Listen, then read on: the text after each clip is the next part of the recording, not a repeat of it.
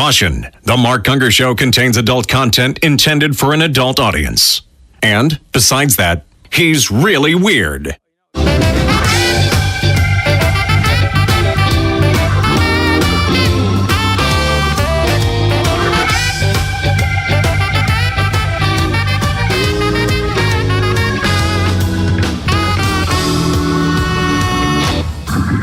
Welcome to the Mark Gungor Show with international marriage speaker and author of Laugh Your Way to a Better Marriage, Mark Gungor. This is your source for practical, down-to-earth marriage advice without all the over-spiritualization or romantic nonsense. And now the host of the Mark Gungor Show, Mark Gungor.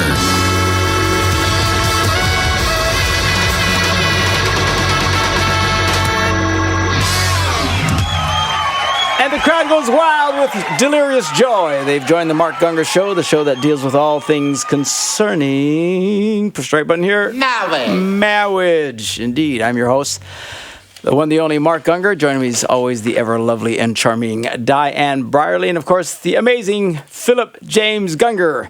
Engineering the show, as always, the very talented but eerily creepy Timothy Robert Ray. Where's my screechy sounds? Oh, it's too low. There we go. Engineer extraordinaire, pushing buttons, twisting knobs, and trying to stay awake during this incomprehensibly, immeasurably boring show. This is the show that handles your marital challenges, relational conundrums, and dating dilemmas that you can email to us at ask@markgungor.com. Now I got all my buttons and knobs twisted, right? I'm feeling left out today because nobody gave me the tan jacket memo. The tan jacket. Oh, that's right. What were you thinking? I have a tan jacket too. Actually, it does color coordinate though. I know, with we everything have else the same. because we got that. See, so it's all happening. You're there. What's going on? You're working. You're working it. All right, what do you got? Okay, I love this article. It was brilliantly written. It's written by a guy, so I got to read the whole thing because it's so funny. 4 Simple Ways to Get Your Wife in the Mood is the name of it. Yeah, right, that's it. If there is one common question that resides in the minds and hearts and pants of men, it is this: how do I get my wife in the mood for sex? Let's be honest, men can be a little greedy. It's not always good enough just to have sex with their spouse. You want them to actually like it. You want them to want it. You want them to be in the mood for it. Mm-hmm. But this is oftentimes, more difficult to accomplish than one might think. After all, women are very different from men. You probably have heard this saying before, but it's true. Men are like microwaves, while women are slow cookers. In other words, most women don't get turned on by the flip of a switch. Mm-hmm. Usually it takes some stage setting and, dare I say, strategy. Uh-huh. But how do you do it? How is the question? Unfortunately, there are a lot of lazy husbands out there, guys who just expect sex, but who don't want to invest in the process. Come on, Maybe woman. that's you. Hang on, Margaret. And if it is, let's just say, grow up and stop being such a tool. Brace yourself, woman. However, we do live in a hectic culture with work, kids, and the like. It can prove difficult to lay out a well-conceived, well-executed plan to get your sweetheart in the right mood and in the bedroom. So with that in mind, here are 4 simple things that you can do that will help get your wife in the mood. Number 1, do the dishes. For many women, acts of service are huge on their love language list. Telling her I love you is not as powerful as showing her I love you. When you do things like cook dinner, clean the shower... Wait a minute. This guy's, number 1, he's thinking too hard. Number 2... This doesn't come across as easily as he says. Do you know how many women criticize their husbands when they try to do things because they're not doing it the right way? Well, don't wash the dishes that way. Well, don't vacuum like that. Well, don't put those colors together. It does not mean that you shouldn't try. I'm just saying. He's writing this to the men who are lazy. Women. See, again, he's buying into the narrative that men are all just lazy slobs. Some of them are. This is the common frame put out by women's world today. Men are this, men are that. And men would just... not all women criticize either. I'm just saying, it's a huge percentage. It's massive. And when a guy tries to do something and then she keeps criticizing him to it, then these women wonder why he didn't want to do it. It's a punchline in a million jokes like this. I get it. All right. I'm just pointing it out. And I am pointing out that is not the case for all. And there are many men who are lazy because they haven't learned to do things because their mothers did it for them. So there are just as many on one side of the tracks as there are on the other side. Crazy. No. And now a break for Diane's favorite song. No. It's not as easy as saying all you women are wrong, you criticize, because there are lazy men without critical women. Did I say all? You didn't say all. I said most. Majority. I don't even think it's a majority. I do. Not. I know everything. I think that there's more of a majority of men who are lazy that have nothing to do with critical women. I'm the smartest man. They're just lazy. Smartest man in America. They're just lazy. Now just listen. See, I thought this was a great article, and I haven't even gotten into it hardly. Because you're reading the whole thing. I don't have that long of attention span. But it's good. Well, tell them to go read it. No. Give me the Cliff Notes version. Number 1, do the dishes. Number 2, do things. Help her, okay? Number 2, get her flowers. Number 3, tell her she's great. Okay, slow down a little bit. Number 4, touch her. Not like that. Done. There you go. See, you missed it. The nuances and how he wrote it was so hilarious, and now I can't even do it because you've just blown it out of the water. Just check your medication. It was a little bit long, but it was worth listening to. It's not actually. Get her flowers. It was too. What does that mean? Get her flowers. Okay. She likes flowers. She likes you to think of her. Okay. All right. Yeah. And what kind of flowers? How many flowers? How big a flower? No. See, now you're just mocking. You're just mocking. No, I'm not mocking. Because, yes, you are. No, because what I want to point out to the guys is, and I talk about it in my seminar, is that just a simple thing, just a simple rose is all it takes. Yes. A lot of guys think I can't do it unless I drop $75 to $150 on flowers.com and stuff like that. So he does it rarely because he doesn't want to spend that kind of money and go through the big production, when in reality it's just a simple thing. So I'm not criticizing, I'm just adjusting. That's all I'm saying. He should do things, but you want him to do things, don't criticize the way he does it. Number 2, get her flowers, guys. And I'm talking simple. A couple of flowers, a single rose. It doesn't, but that really goes against a man's nature. Yes. Do you know, despite what I teach you guys, most men will never go buy a single rose because that's insulting to the world of men. Yes. Because a man, it has to be significant and it has to be a big production. Consequently, he does it rarely. When if he would just intentionally think, hey, let's just do it simply. It's all you got to do. You walk by a little stand, grab a simple. You don't even go to a stand. You even have them in like a lot of these convenience stores now, roses and stuff. Just grab a little tiny thing. That's all you got to do. So just telling guys, this is good. Just make it simple. Tell her she's great. That's nice. Okay. Yes. And touch her, not by just grabbing things. Yes. Okay. Yes. It wasn't the points. It was, I thought he did it hilariously, but I'll have to post it now. He just didn't want to listen to him say it. I know. I will post the whole article just because I think it's hilarious. He says something simple. Yes. By the way, I think this is a little bit of I think these guys have it a little wrong.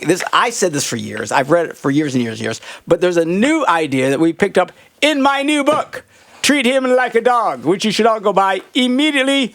Available on our website. It's a hardcover, beautiful, and also now available on, what do you call it? Ebooks. Ebooks. Beep, beep, beep, beep. It's fun. It sounds like a bunch of insults, but they're actually ways to succeed with the man. So when we come back from this break, I'm going to show you how I think we've gotten this thing a little bit wrong, that it just takes women longer. Guys that's really not the problem, because he mentions it earlier. They want the women to want it, and they get discouraged by that. I'm going to talk about that when we come back from this break. Download your free Mark Gungor app today to see all of the latest from the world of Mark Gungor.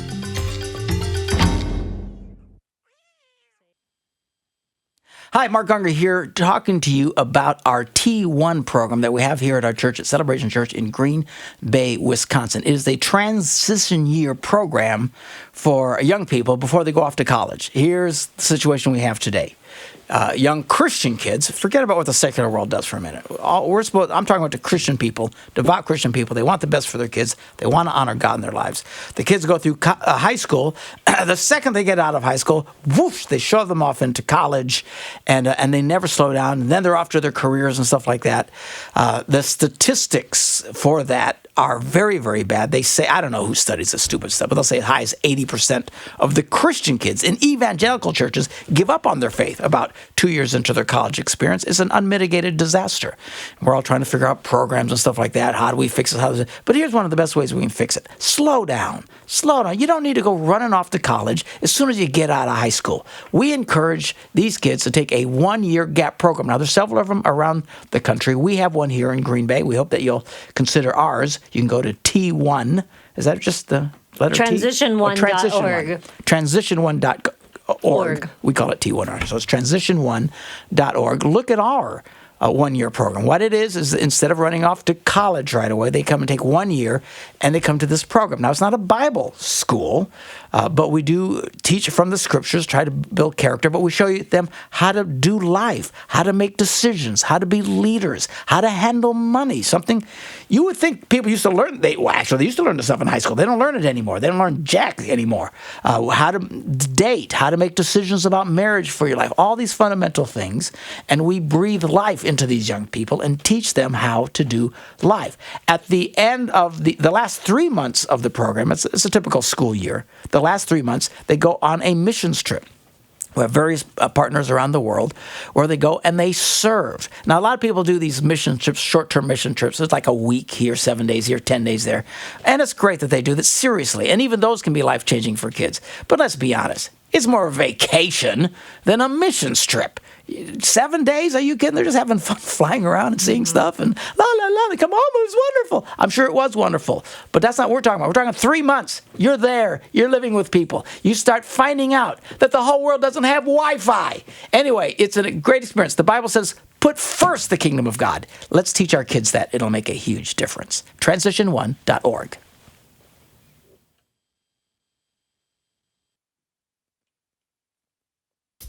She got long blonde hair and a sweet disposition. You ought to see what she does in the kitchen. Grits and gravy, chicken too. My baby even cooks me barbecue. I love my baby. Yeah, I love my baby. Yeah, I love my baby. My baby loves me. All right, the music of Jimmy Bratcher. Check him out, jimmybratcher.com, the electric rev. Okay, so from my new book, brilliant book, Treat Him Like a Dog. This is from the chapter about treat him like a gynecologist, and this is helpful. Actually, I just added this in the seminar, but it has to do with that sexual response cycle that people talk about that they've taught from high school. Okay, and it goes like this. The sex cycle is desire leads to arousal, which leads to the plateau, which leads to the orgasm, which leads to the resolution. You've heard this, right? Everybody's talked about this for 800 years. All right. So here's the problem. According to the majority of women in some recent studies that I talk about in my brilliant new book, it's not true for the majority of women. They don't lead with desire. Mm-hmm. What they need to be is aroused first. Mm-hmm. And then the desire kicks in. Now, here's the problem, and this is where it's really confusing to guys. Because in the beginning, women tend to react like men. In other words, they do lead with, I'll show you the book. Is this, all right, okay. We'll lead with desire, which leads to arousal, okay? So in the honeymoon phase of the relationship, if you will, the woman tends to act and respond exactly like a man. At some point, and I don't know what the point is, but at some point, for her, it swaps. And now it's not like that. So she doesn't lead with the desire anymore. She doesn't lead with anything. She needs to be aroused to kick in the desire. Now, you can understand from a man's standpoint, he feels ripped off. He feels like, hey, wait a minute. I got bait and switched here. Because she was like this in the beginning, and now she's not. Man, talk to any guy. This is what happens over and over and over and over again. Not all women. Some women, they stay more like a guy. But apparently, according to this, the majority of women, it swaps to where they now... I'm trying to figure which on the screen here. This is the arousal that has to happen. So, because women don't lead now, most married women, with desire first, two things happen. One, from the woman's standpoint, she actually feels discouraged, and she feels bad.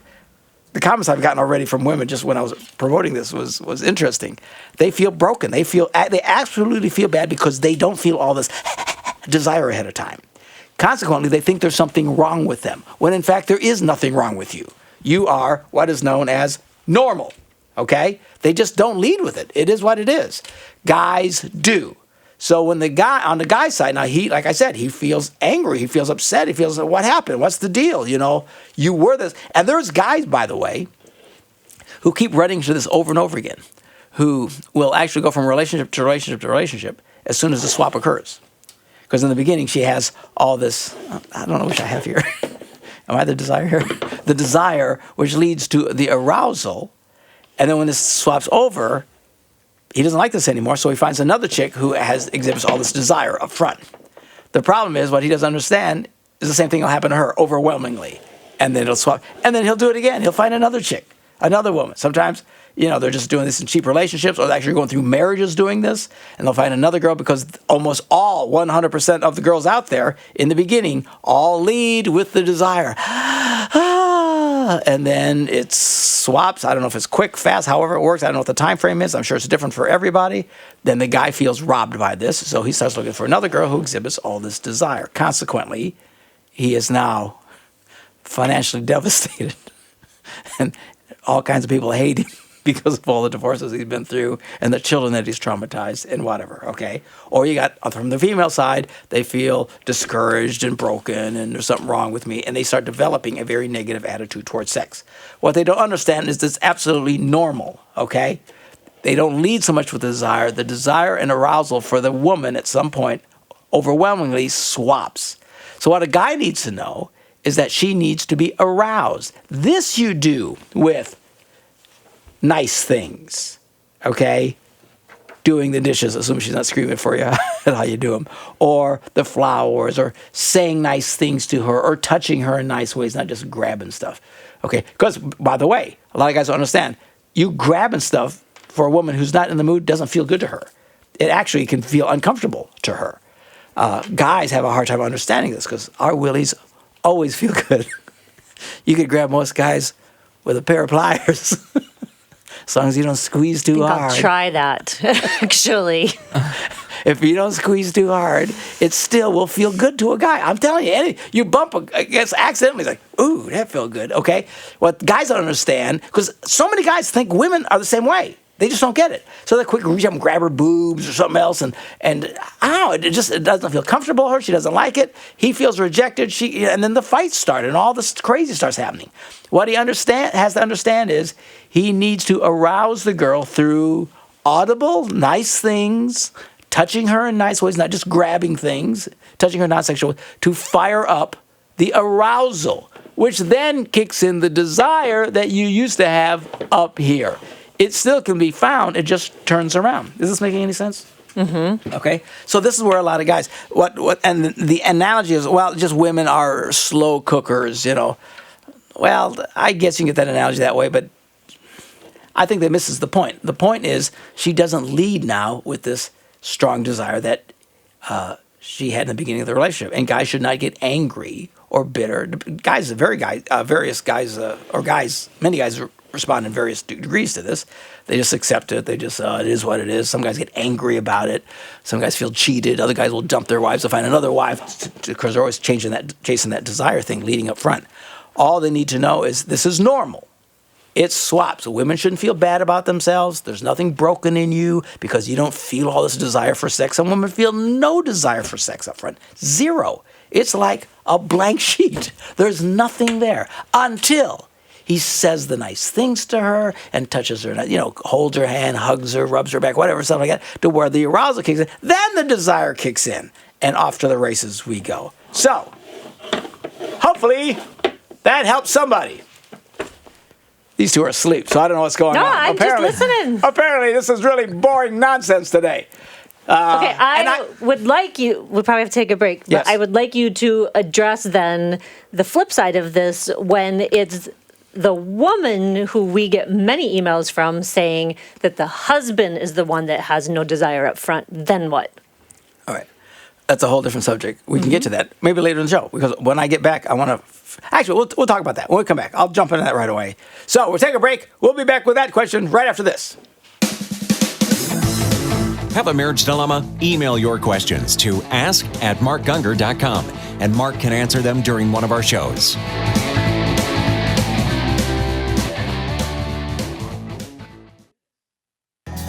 So you call up the preacher and the marriage counselor too, and they don't have an answer. No, here's what you can do. You can listen to the Mark Gungor Show and find your answers there. Music of Jimmy Bratcher. Okay, so we set out talking about how to get your wife in the mood and all this other kind of stuff, and using the old analogy that just women just take a longer time, whereas guys are just instantaneous microwaves. Women are slow cookers, and I guess to a degree that's fine. But I think the better thing is what we point out in this new book about the challenging this traditional idea of this sexual response cycle, that first you have all this desire, which leads to the arousal, and then everything else, okay? And again, in the beginning, virtually every woman has the same response. What they don't understand is at some point, it swaps for the majority of women. It swaps. But without aware that that's normal, she now feels badly because she doesn't have all this desire anymore. It's little to none, some of them. I mean, I talk to women all the time. I say, man, Well, especially once they have children. there's just nothing. Yeah, whatever. Maybe that's when some of this kicks. I don't know. All I know is it swaps. But the reality is, if she realizes she's not broken, that she's perfectly fine, and that the guy shouldn't get mad about it, he has to work a little bit more, and guys are lazy, right? See, that's the best part of the early part of the relationship. The guy has to do nothing because she has all this desire. It's there. And then all of a sudden it swaps. What he doesn't understand is now I need to arouse her by being nice, romantic in the touching and stuff, so that her desire kicks in, okay? Now, as I said, that's the majority of women. You mentioned, well, what about the women who complain the other way around? They're not the majority of women. And clearly, the people who email us are not the majority of anybody, because the majority of people don't email us at all. Normal people. That's why some of our emails tend to be so outrageous, because it's the people on the fringes that are struggling the most and feel so different that they reach out. So why would a guy not have desire? It could be all kinds of reasons. The number one reason is testosterone level. If a man's testosterone level drops, he will stop being interested in sex, and that's all there is to it. And the reality is, a lot of guys, and we see the commercials for it now, low T and stuff like that, a lot of men today are experiencing low testosterone, and there's a variety of reasons for it. One is this porn thing, masturbate. The fastest way you can drain your testosterone, guys, is to masturbate. The more guys do it, the more it drains their testosterone, and it messes them up. The other thing is that we eat so badly in this country, and eat things that aren't good for us, but even if you don't get into the what kind of stuff to eat or what not to eat, we eat too much. And what happens for men is they get too fat. And when you get too fat, I forget the word for it. There's a word for it where it starts taking, your body will take your testosterone and convert it into estrogen. And it started happening to me. I mean, it did. All of a sudden, I started feeling so weird and feeling different. And I go to the doctor and say, well, your estrogen levels are really high. And I'm going, what? What the heck is that? The main reason is because if you get, it doesn't happen to every man. Again, there's no everything for anybody. But for a lot of guys, they just get a little bit too chunky. And you get a little too chubby. And at a certain age, your body will start taking your testosterone, turning it into estrogen. You'll have all kinds of problems. One of the problems, too, is your desire will drop down. Easily fixed. Well, if you consider easily losing weight. But you lose weight and you start feeling fine again. Okay? So I lost 15 pounds. I feel a lot better. But that's one of the main reasons. One of the reasons, if your guy, what was it, Pastor Patrick Flynn sent a post on his... Dr. Patrick Flynn sent a post on his website, something along that if your guy isn't chasing you, he's sick. And that's very true. And in fact, he says if a man quits waking up in the morning with an erection all the time, that's a bad sign for you. There's something wrong with you. And people don't understand that. So they attribute all these other problems and issues and stuff like that. So if a man has desire issues, and again, you can never say one answer to everything, but this is a huge chunk. The main reason, overwhelming main reason, is the man has lost his testosterone. And there's ways for him to get it back that's really actually rather easy for him to do. So that's answering your question. What happens if a guy's lost it? So there's no 4 simple steps to get your guy in the mood. No. Take him to the doctor and get him checked out. Absolutely. It really is. And quit feeding him so much, although he'll keep feeding himself. So it is what it is. The other thing, of course, is side effects from drugs and stuff. If you're taking a pressure measure, that'll mess with it and stuff like that. So all these things factor. But anyway, I got one other thing I want to talk about, this cycle that I think will be very helpful to you when we come back right after this break. Caution, the Mark Gungor Show contains adult content intended for an adult audience. Feelings got me down. We're back on the Mark Gungor Show talking about love, marriage, and relationship. I want to do one more thing, because we're reading in this book, Treat Him Like a Dog, and we were talking about the sexual response cycle that is taught to us from the beginning. Desire, arousal, plateau, climax, resolution. All right. And we talk about how with women this swaps around. Not to despair. It's fine. Just the boy needs to do, as the opening article, which I wouldn't let you read, was trying to say, be nice, audible, relational things, and nice touching creates arousal, which then brings the desire, and then everything starts working. But the one thing that so many men don't get in this cycle is that, which one do you think they blow it on big time? They blow it big time on the plateau. The plateau. It is literally blow it big time. Big time. There is the desire, the arousal, the plateau, and the orgasm. What most guys don't understand is the best guys. Listen to me. Escúchame. Pay attention. All right. The best part of this is the plateau. The plateau, where you climb the mountain and you look upon the ridge out to the lands below and take in the beautiful scenery. It's a fabulous thing. And then after enjoying that for a while, you can climb the little summit, and then it's over. What so many guys do, literally, it's desire, arousal, boom, to the orgasm, and it's over with. Well, because as long as they get theirs, and the quicker they get there, the better they think that is. Yeah, but they don't get it. The best part of this is not the climax, actually. It's really not. I mean, as wonderful as that is, the best enjoyable part of this whole thing is the plateau. The best lover in the world can plateau. But not for guys who grew up masturbating and trying to get the release as quickly as they could. Because that's what masturbating when you're a child, because you're trying to not get caught by somebody walking in the bathroom or whatever, so they teach themselves to climax as quickly as possible. Exactly right. Yep. Which makes him a lousy lover, which means a woman now almost never orgasms, which means her interest in sex drops to the floor. He wants to have sex. Why? Why? Hop on, hop off? No, I don't think so. Wax on, wax off. Does nothing for her. Mm-hmm. And these guys, what they don't understand, the guys, I don't know who's teaching them this stuff. They think this is not great sex. If you can't plateau, and I honestly don't know where, because even among secular writers and stuff, they talk about this all the time. How to increase your stamina, if you will. This is common in man world. How so many men, because here's the crazy thing. They say the majority of men in America today, 2 minutes is over. Well, it goes back to, I think, what we talked about a few shows ago, where it's the influence of the media. Because if you watch, which we discussed, you are inundated with the whole sex thing and movies and TV shows and all of that, it's all real done quickly. Really real fast. Quick. Yeah. Really. Yeah. Even now, they usually fade away and No, not even. But the ones where they don't fade away, it is done. Yeah. It's done in 2 minutes. It's over with. Yeah. And she's like, oh, it's the best thing ever. Seriously, no. There's no way. There's no way. He's on, he's done, it's over. And even for the man, that is not the best experience ever. It is absurd. It is absurd. Dudes, you should be able to go for a long time. Oh, I'm telling you, between the TV programming and the masturbation programming, that has to cover the majority of it men. has to. The majority of men in America, really, 2 minutes. These are guys who have no idea. They are not enjoying real sex. They just have this urge, they get over with, and they're robbing themselves. They rob themselves and their spouse. You need to learn how to plateau. Plateau, the word of today. Plateau. Anyway, all right, so much for all that.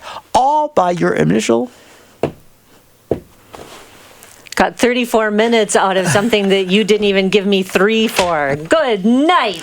I'd rather hear my own thoughts than somebody else's. I know. I'm sorry. I just was going through all of this last night. I read the article. I thought it was so entertaining. I was giggling. I thought it was so well done the way he wrote it. He was brilliant. You can post it. I didn't even get to show. I was so excited about sharing that today. Nope. Stomp. Stomp. All right. Okay. First actual email of the day. Are you ready? I am. This is very different. I don't think we've ever had this question before. She says, I love this man and he loves me, but in an effort to honor my parents, we have encountered a daunting roadblock. My mother believes that divorce is a curse passed on to the 3rd and 4th generation, according to Exodus 34. His grandparents divorced, then his parents. My mom believes it could happen to us, but neither he nor I believe in divorce, and we both want to love and worship God together. He's 22, I'm 29. I want to give us a fighting chance, but I also know I need my parents' blessing, as God says I must honor them. My dad is okay with it and totally for him, but my mom has reservations, and my dad doesn't want to fight with my mom. She wants to know, do you believe in generational curses? Can't imagine God would punish someone just because 2 generations before him made mistakes.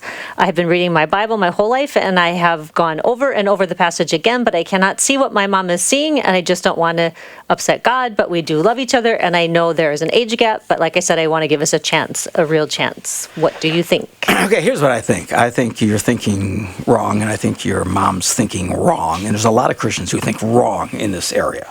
Okay, first of all, what is the obsession with Christians and the Old Testament? I don't know. Do you know all the jacked up? You can always find crazy. You'll always find a crazy version of Christianity. They're always quoting the Old Testament. Always. People who actually focus on the New Testament is where we're supposed to focus. Don't tend to be, crazy or whacked out or off kilter and stuff. It's always people quoting the Old Testament. We don't live by the Old Testament. That's why it's called old. The New Testament. Now, whether or not there are or even still to this day, generational curses, I don't know. I do know this. Jesus Christ breaks every curse in your life. When you become a Christian, it's done. There are no more generational curses. The cross breaks everything from the Old Testament was without the cross, was without grace, was without the victory power of God, other than God striking people dead, swallowing up an opposing army. I guess that was a victory day. But in terms of personal insight, do not live by the Old Testament. Your mother, who I'm sure claims to be a Christian, is a woman who doesn't understand the Bible. But it's not her fault. You know, pastors get up and talk about, there's generational curses. We need to learn how to break. You don't need to learn anything. You need to walk in the victory that comes in Christ. In Jesus Christ, the cross breaks all that stuff. For heaven's sakes. And the other thing that she's failing is that she thinks she has to have her parents' permission to get married. You do not. Well, because it says so, again, in the Old Testament. Of course, the New Testament says, honor your mother and father. So that's what she said. Carries over. Okay, that's fine. But here's what Jesus said. Don't think that I came to bring peace. When you think everybody thinks Jesus came to bring peace? Yeah. Then why would Jesus say, don't think I came to bring peace? He says, I came to turn a father against the son, a mother against her mother-in-law. Why? Because at some point, you have to honor God. When it comes between doing the right thing and what your parents do, your parents can, respectively, stick it. Okay? Now, outside of that, yes, you should honor your parents and you respect them and all this kind of stuff. But when it comes, what basically Jesus is teaching, when it comes to doing the right thing, following him, and what your parents do, your parents can stuff it. All right? Again, a fundamental misunderstanding of New Testament teaching.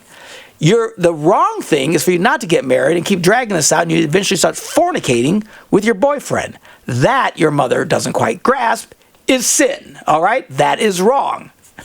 Read. No, her mother doesn't want it delayed. Her mother doesn't think she should marry him at all. Oh, well, she's wrong. She should go on and find somebody else. Yeah, but she says, I have to wait for her. But no, you don't. Man, my parents didn't want me to get married. They didn't. We should obey your parents. No, you're crazy. Good grief. You need to honor God first. It's like, should you obey the law? Yeah. Yes. But at some point, the disciples told the leaders of the day, we need to obey God rather than man. You do it respectfully. You can still honor and respect your parents when you don't do what they say. I say tell them to stuff it. That's not respectful. I say respectfully tell them to stuff. You're basically telling them not to do it, all right? But you can be nice about it. Man, don't think, man, any of you guys sitting around, and I'm stunned at how many single people today literally are not getting married or doing whatever because mom and dad say. They feel called to the mission. They want to go to the mission field and serve God, but they won't because mom doesn't want them to do it or dad doesn't want them to do it, and I need to honor. You're crazy. That's not what that means. You put God first. Your parents, here's the pecking order in a nutshell. God and your parents, okay? It's never parents over God. If God wants you to do something and your parents don't, you ignore your parents. Well, you do it respectfully. Say, listen, we're going to honor God. So, number one, your mom's wrong, but don't beat her up on that. There's so many, especially Word of Faith, Pentecostal type people who've been taught all this curse stuff, and I don't know what the heck they're talking about. For heaven's sakes, Jesus has set us free. There's not generational curses out there on you anymore. Goodness gracious. And secondly, don't think you need your parents' permission. You don't. You don't. She's a 29-year-old woman? Yeah. Good Lord, you're a grown woman. Get on with your life. You should have been married already by now with 5 kids, for heaven's sakes. 29 years old. Goodness gracious. She doesn't want you to get married? Just thank you. Invite her to the wedding. I love you. Why are you getting married? Because I believe this is the right thing to do, and we just want to honor God. Well, you got to honor your parents. Okay. We are honoring you by sending you an invitation to the wedding. 2 major. And what's so frustrating to me is how many people I've seen on both of those things. There's just no reason for it. I would like you to clarify, all right, when we come back, clarify the difference between respectfully disagreeing and doing what you want with your parents and the concept that you talk about of letting people speak into your life on the relationships that you have, you know? Okay. You know what I'm saying? I will do because that. you say take input from others, but yet at the same time you're saying tell your parents to stuff it. So I want you to clarify. Is there a contradiction afoot? We will take a look at that right after this. Want more of Mark? Visit markgungor.com. There you will find everything that Mark has to offer. Now please don't give me all that lip. Stop acting like you are so hip. You know you want it. Yes, you can. You want a bologna sandwich, man. So come on. Feed me that baloney. You're listening to the Mark Gungor Show. We give you more baloney than any other show on relationships. Tons of baloney. Comes by the kilo. Or the pound, whatever. Gross. You get baloney by the gross.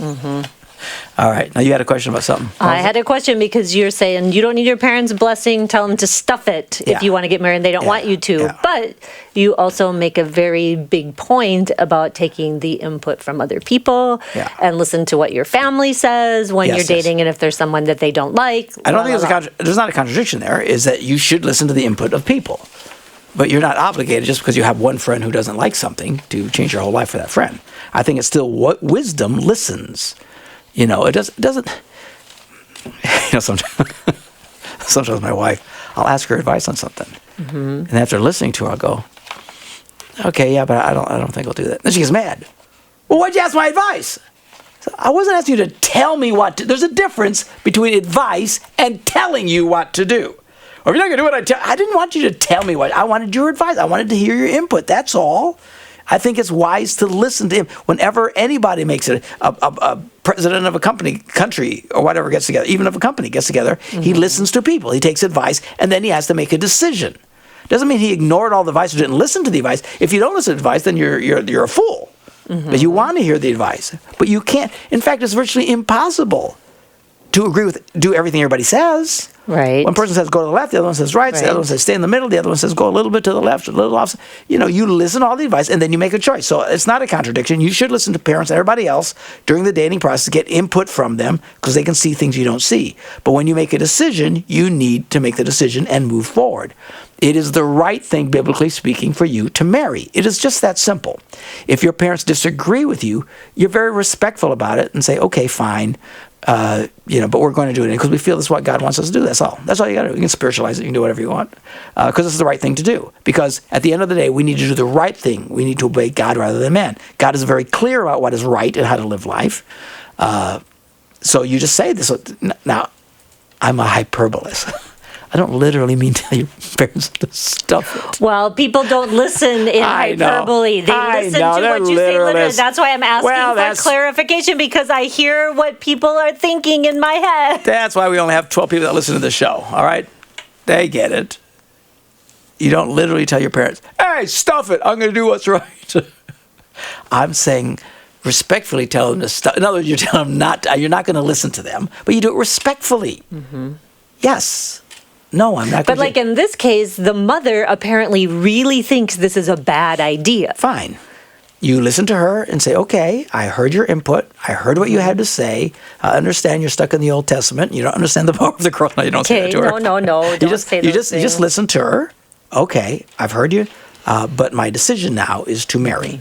And for this woman to think, this grown woman who should be married and have half a dozen kids by now, still hasn't even gotten married. She's pushing 30 years old. For heaven's sakes, girl, get on with it. By the way, and I know this gets a lot of women upset, these are exactly the kind of women, they get married and then they can't have babies. Mm-hmm. And they're crying their eyes out. And they say, God, why don't you answer my prayer for babies? And then they spend all kinds of money trying to get pregnant because they were saved all this money in the first place. What was the point of all this? You guys should marry earlier. Now, if you didn't have anybody to marry and you didn't meet this guy until this last week, all right, then fine. Whatever, it is what it is. But get on with it. Don't be dinking around and thinking that now as a 29-year-old grown woman, you still have to obey your parents. Adults don't have to obey their parents. You need to honor them. There's a difference. She's interpreting it as obey. Mm-hmm. If your mom says, do such and you don't have to do it. You do if you're 3. Mm-hmm. Children should obey their parents when you're grown. There is a big difference between honoring and obeying. Big. Yes, big difference. All right. Even when someone says, the government says we can't do something against our faith. We don't have to be disrespectful to the government. We just say, no, we're going to do the right thing. Mm-hmm.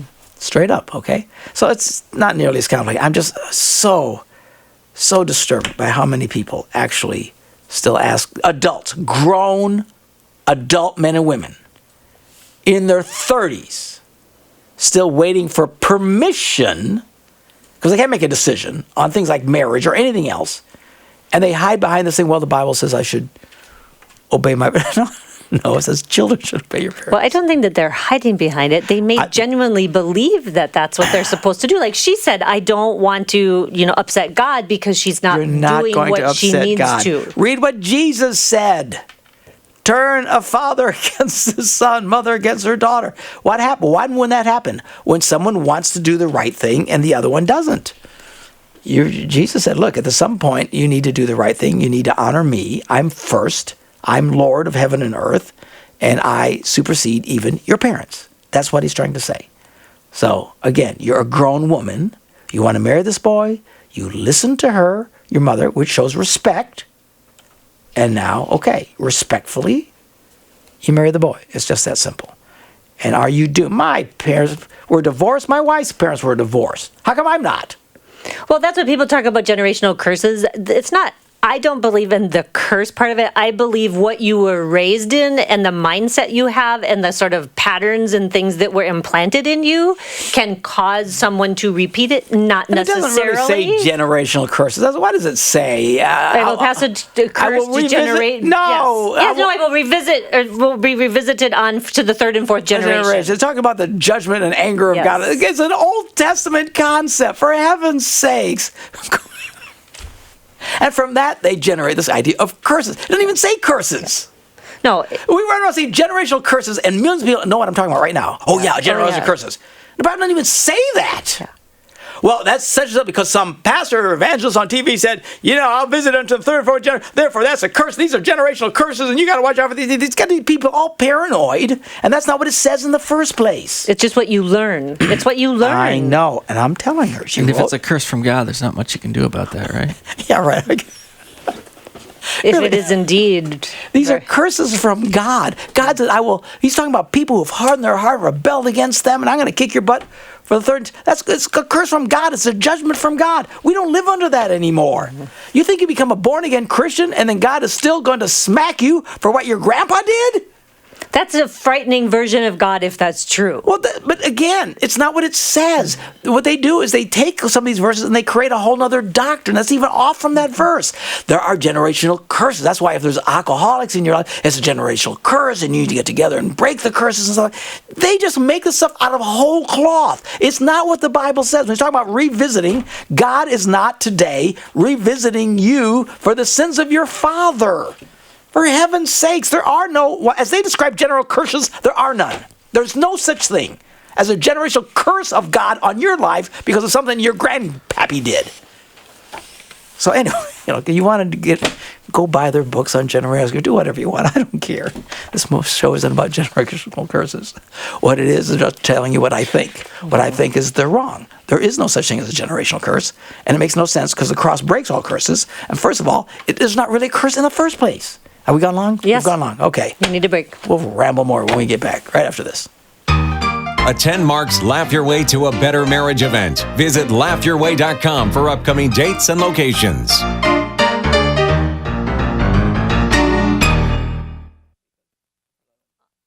I see days have left us bronzed and Music of Michael O'Brien. Check out his music at michaelo.org. Okay, so we're going to finish up with this last segment on this whole. Would you just read the verse that they're talking There's about? 4 different verses in the Old It's Testament. a simplified version of it, just the simplest. All 4 of them basically say about God punishing the children for the sin of the parents to the 3rd and 4th generation. Okay, you listen to this. This is God. This is Old Testament. Old Testament thinking. I still hear music in my ears. It's Old Testament thinking where God is going to punish the children for the sins of the parents. This is so Old Testament. This is so law of Moses. Do you really think today, since grace has come and Jesus has come, that God is going around punishing you for not for your sins, but for the sins of your great-grandfather? Come on! You Christians going around talking about generational curse, you don't even know what you're talking about. It is absurd. It is patently absurd. It is absolutely unbiblical at this point. In the Old Testament, according to the Old Testament law, you mean the law that should stone you to death if you curse? Mm-hmm. You mean the Old Testament law that should stone you to death if you worked on a Saturday? You mean, thank God we don't live by that stuff. Quit talking as people of faith, Christians today, about generational curses. It's patently absurd. Absurd, dumb, stupid, ignorant, false, heretical. It is nonsense. What an insult to the grace of Jesus Christ. That you can't walk in the grace of God today because God is still punishing you. Mm-hmm. And he says, for those who hate me. Mm-hmm. Do you hate God, people? And he says, I do that for those who hate me, right? It was one of those. 2 of the 4 say for those who hate me. Yeah, the other 2 for those who hate me. So do you hate God? I suppose you're going on hating God as a born-again Christian. I suppose, yeah, you might have some curse problems. Oh, for heaven's sakes. Quit thinking about these curses. Walk in victory today. Hallelujah. See ya. Bye-bye, boys. Have fun storming the castle.